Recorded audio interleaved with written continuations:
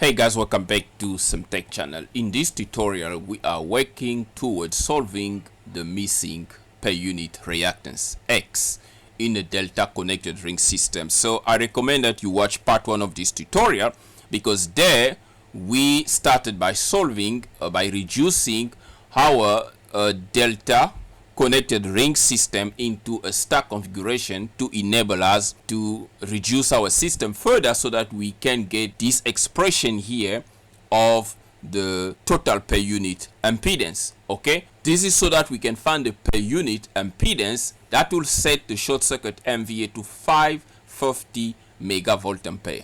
Okay, now this is crucial because a circuit breaker that must be installed here to trap when this short circuit happen must be able to handle these short circuit MVA, because this is a rupturing capacity of the breaker that we are trying to determine here.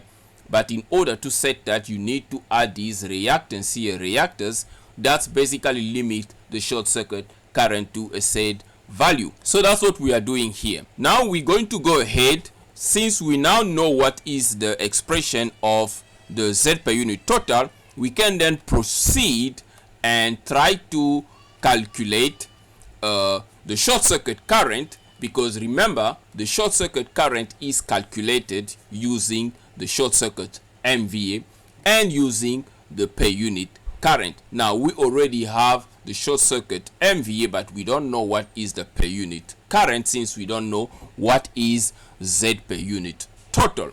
So we can use the information we have now here to find the short circuit current. Okay, now the formula for the short circuit current is the same as the formula for calculating the line current in a single phase or a three-phase system. Great. So knowing all that information, we can then deduce that the short circuit MVA can be calculated by I short circuit is equal to S rupture divided by VB zone times square root of 3. Now S rupture, as you can see, is 550 MVA. So this is a rupturing capacity of the circuit breaker.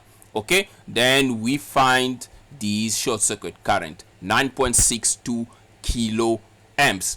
Okay, now we can also calculate the line current. This time around we're going to use the base MVA, not the short circuit MVA, and that will give us the following. Okay, I line, same formula but with a different parameter here, and we find a line current of 874.77 amp in this ring connected three-phase delta connected system. Okay, now continuing, we can then deduce the value of the I per unit, because now we know what the short circuit current and what is the line current is. So I per unit is I short circuit divided by I line, and this gives us 11 amps of I per unit, or correctly written as 11J.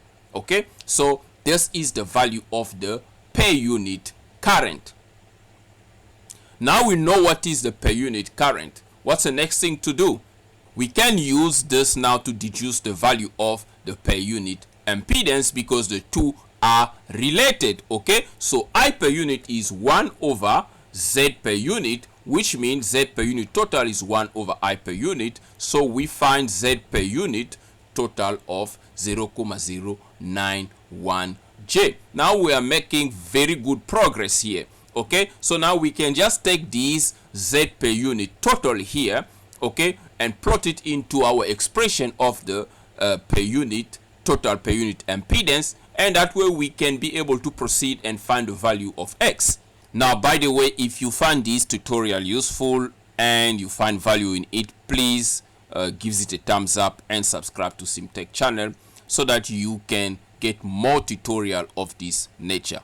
That will be highly appreciated. You are also welcome to share it to your social media network. Great. Now we know that the Z per unit total expression have missing variable, and now we also have the magnitude or the value of Z per unit total that we were able to calculate using the per unit current. Okay, so now we can then go ahead and deduce from this expression. So Z per unit total is this expression, and we're going to replace Z per unit total by 0.091 Okay, this one is very important because a small deviation in the value of your per unit impedance can significantly change your short circuit current. So that one must be there. Okay, so that is equal to this expression, and from here we can cross multiply. Okay, so we multiply this expression times this expression, and that's going to give us this. Now we can break the bracket out. Okay, then we're gonna have this by multiplying 0.91 into the bracket. Okay, that is equal to 0.02 plus 0.1x. We can further reduce this expression by rearranging it and bringing the x term together and the non-x variable term together, and that's basically going to give us the following expression, and this will simply give us the following value for our x. Obviously the minus are going to cancel one another, so we have the following value for the reactance. Now we need to write this in percentage reactance, so that's going to be 13.39 or 13.4% of the per unit reactance that is required to set the short circuit MVA to 550 megavolt ampere. Remember, it is a delta system, it's a ring connected identical or balanced system, so each one of the reactants must have this value.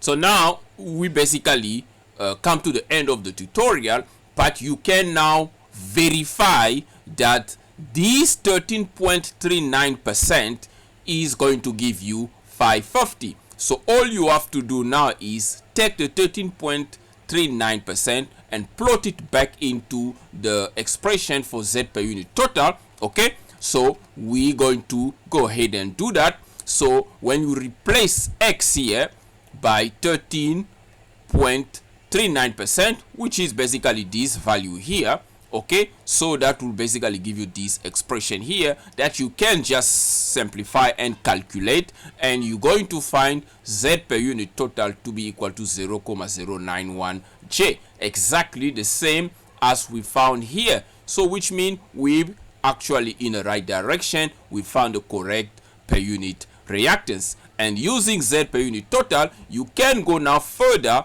to try to calculate the per unit current, which still going to give you the same per unit current of 11 amp or 11 J per unit. Okay, and your short circuit current, which is equal to I per unit times I line, is basically 11 times the line current, because that is not going to change, that's going to remain 874, and you find the short circuit current of 9.62 kilo amps, the same one that we found here, calculating it using the short circuit MVA. And obviously by using that, you can now recalculate the short circuit MVA to the following formula, and you find this value. So these verify that the 13.39% per unit reactance for each one of the reactor in our ring connected delta configuration is going to yield us these 550 MVA for the particular configuration. Great, so this is it guys for this tutorial. I hope you found it useful. Please make sure you give it a thumbs up, and that will be it. Until next time, cheers.